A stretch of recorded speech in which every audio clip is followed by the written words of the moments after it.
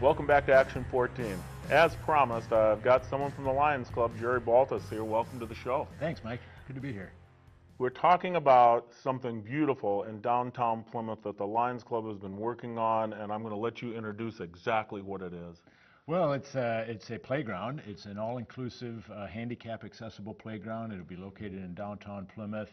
I think it's going to turn out to be kind of a jewel of the city. It's going to be very cool and a lot of fun for families. Very easy to get to because it's right in the center of town, and I think it's going to have a lot of features and amenities that are going to lead to other development and other stimulations. It's going to be along the Riverwalk. Right. As I would call it, along the river, and it's going to be part of the beautification of that stretch of land. And it was quite a thing for the Lions Club to bite this off. It was not an easy task. And when did you actually start to commit to this?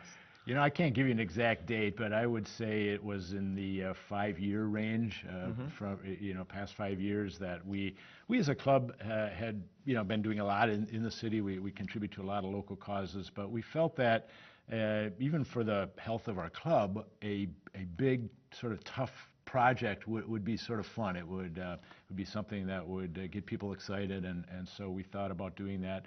And a couple of our past presidents and other members of our club tossed around this idea of a handicap-accessible playground. We're not the first city to do this. These playgrounds are cropping up in a variety of locations, but they're very popular. They're very nice. They help the city, and we just felt that would be just a great thing. Keep in mind too that this was shortly after the Iraq conflict, and we had veterans coming back, from Iraq into the States with new handicaps themselves, and we felt an area to allow fathers and mothers with war veteran status to have a place to come and play with their children would also be a nice touch. Yeah, and it's right. And it sort of fits. It's sort of in sight of the American Legion. Yeah, right, exactly. And so it's the American Legion, of course, has done so much for our country also, Right, and exactly. and the Lions Club do a lot of things. You have a baseball diamond named after Lions Park here in Plymouth, and now we're going to have a beautiful playground, and but it was a huge commitment when you bit that off. I mean, the anticipated cost of that was tremendous if you just took it at just first sight, but you took a piece at a time. Right. The cost, we didn't know what the cost was going to be when we started. We just came up with the idea. We started exploring some options. And honestly, the first question that came up among our members was, well, where is this going to be? And so we went to the city, went to the park board, and basically said, we have this idea. What do you think? We want to do this in conjunction with the city. And they immediately mentioned Stayer Park was on their list of sort of the parks that needed next to be renovated. To be very honest, that didn't go particularly well with all of the members of our club because they just felt that wasn't the best location. That area, in recent years at least, has been maybe a little bit less of a jewel of the city than some of the other areas. Right. And so we debated that and sort of went back and forth on it for a few years as to what we wanted to do, and in the meantime started exploring what these costs might be as well. In the end, the real thing that triggered us going forward was that the city stepped in and did this Mullet River analysis, the study, and with the idea of a park, of a renovation of Stayer Park. That study came back and said, hey, this is really going to be a good thing for the city. We should do this and more. And so that really got all of our members behind it. They said, now we're gonna have a hand in changing that area of town into something really better. And it won't just be us, but it's the whole city that gets involved. And so that really got us behind it. It sort of reinitiated our fundraising efforts, and we had done some preliminary feelers with the Stayer family because the park has their name, and they said yes, they would commit. We didn't know how much until really probably about a year ago, but they stepped up with a matching grant, which was a significant amount of money, and we just had to go out and try to match it, which we did. And it was not just Lions Club. You had you had people, businesses in the community stepping up, shaking hands, and giving you a check. Yeah. That was really beautiful. Yeah, and it was, and that's the way this town is. Honestly, I mean, we have some very generous corporate people and individual people in our city. We're really blessed with that, and of course, sometimes you feel like you are going back to that same well over and over, but the generosity is there, and so we really are blessed with that, and a number of people step forward to contribute. Some large amounts of money, some smaller, but very very significant nonetheless. And the big kicker at the end that just knocked me down was the Lions International grant. Yeah. Explain how in the world did Lions International, a worldwide organization, see Plymouth, Wisconsin to give us some funding? That was just awesome, and basically the way that came about is, as I mentioned, we kind of had a delay. I think there was a little bit of providence involved in all of this because it just so happens that this year, 2017, is the centennial anniversary of Lions International. Right. So Lions International is going about the world and offering large amounts of money in celebration of everything that Lions has done around the world. So we ourselves, our club here in Plymouth, had managed to raise about $100,000 during this 5-year period. Yeah. And so we had that in hand, and we basically went to Lions International through sort of the hierarchy, if you will, and said, how do we go about applying for a grant? Perhaps we have a project that would be of interest. And so, without boring you with all the gory details, we submitted our application. It was approved, and there's projects around the world that Lions is doing, and we're one of them. And I believe there's only 2 or 3 in the state of Wisconsin besides the Plymouth Lions project. But for them to put up $100,000, pretty much match what our this little club in Plymouth, Wisconsin did, and then have the Stayer family matching all of that, it just came together so sweet. Well, and that's the way these things go.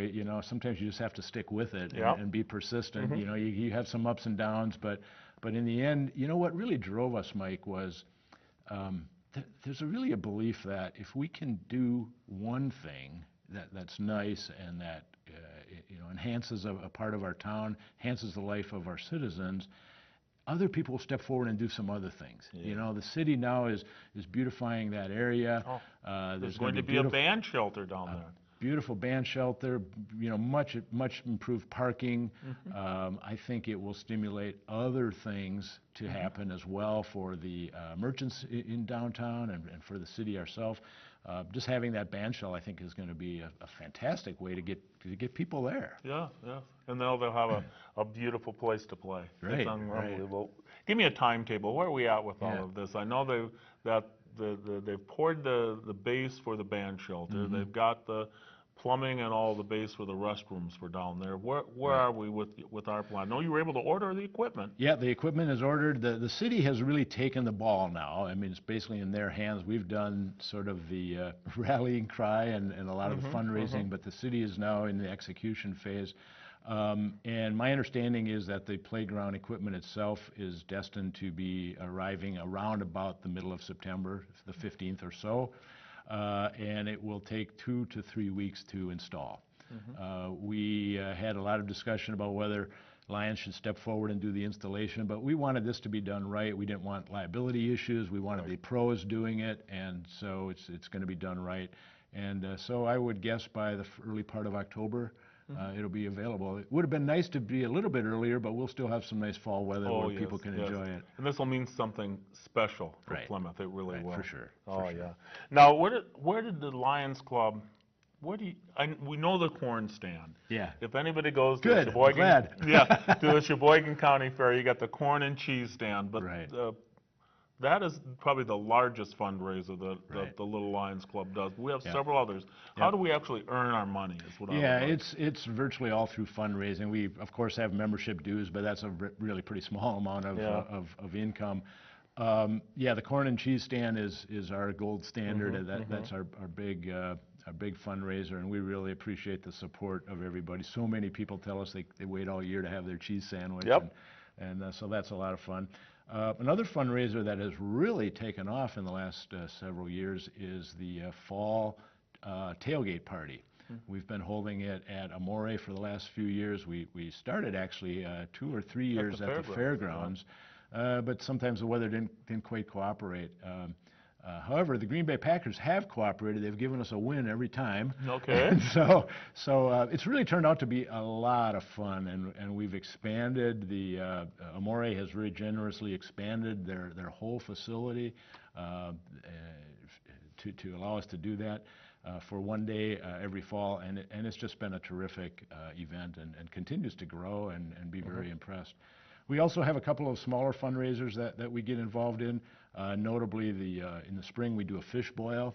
Typically is done the first Friday after Easter, because we didn't really want to compete with all the fish fries around that are also fundraisers for other organizations.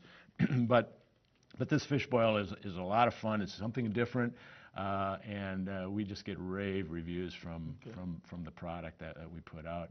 And then lastly, the last couple of years we've done a calendar raffle, and that's been quite popular. Those are our 4 main fundraising activities. Now, you do other projects around Plymouth, though. I mean, obviously everyone knows that you're big with the blind and the glasses, but you do have many projects locally that you are involved in. Yeah, you know, Lions International has taken on blindness. The historical story of that really came from Helen Keller, who spoke at a Lions convention years and years ago and challenged Lions to take on this cause. And so Lions really stepped up to work on eyesight issues. Thus, we have the eyeglass collection.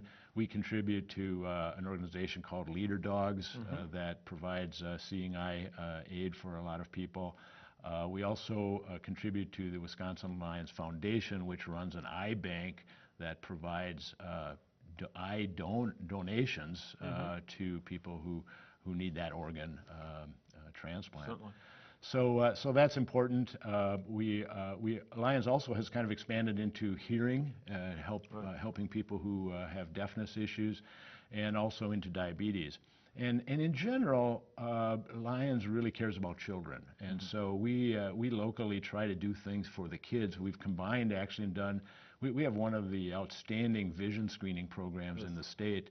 We recently invested in a real state-of-the-art diagnostic camera, really, that allows us to go into schools and just in a matter of seconds screen a child and provide full data to optometrists in the area that might be able to help them if we do detect an issue. Yeah, so you've been doing that for the last few years, and it's very popular, and the Plymouth School District certainly appreciates it. Oh, yeah. Well, and it's surprising how many kids we have sort of detected with early problems so that we can get them the help they need right away. That, of course, leads to better performance in school and just all kinds of good benefits. But let's wrap up by telling people how can I be part of this? How can I be part of Lions Club?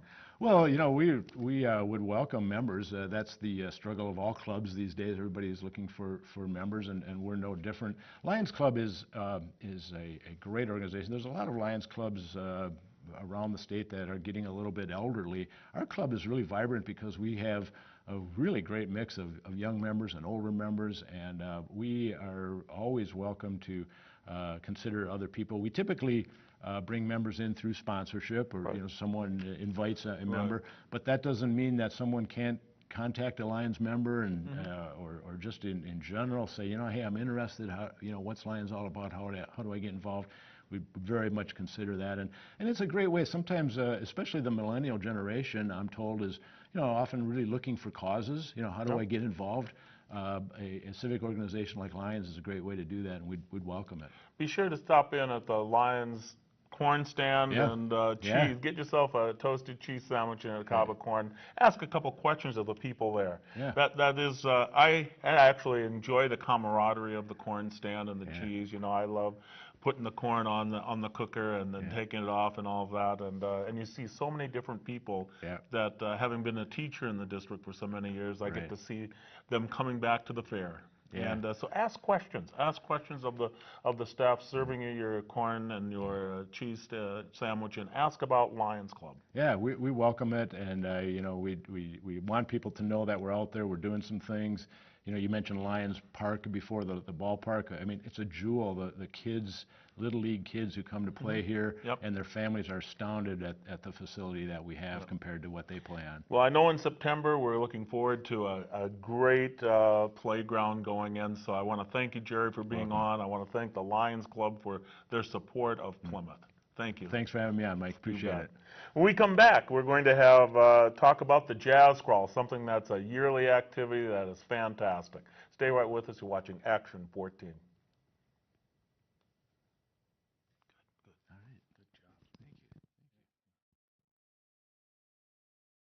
All right, good job. Thank you.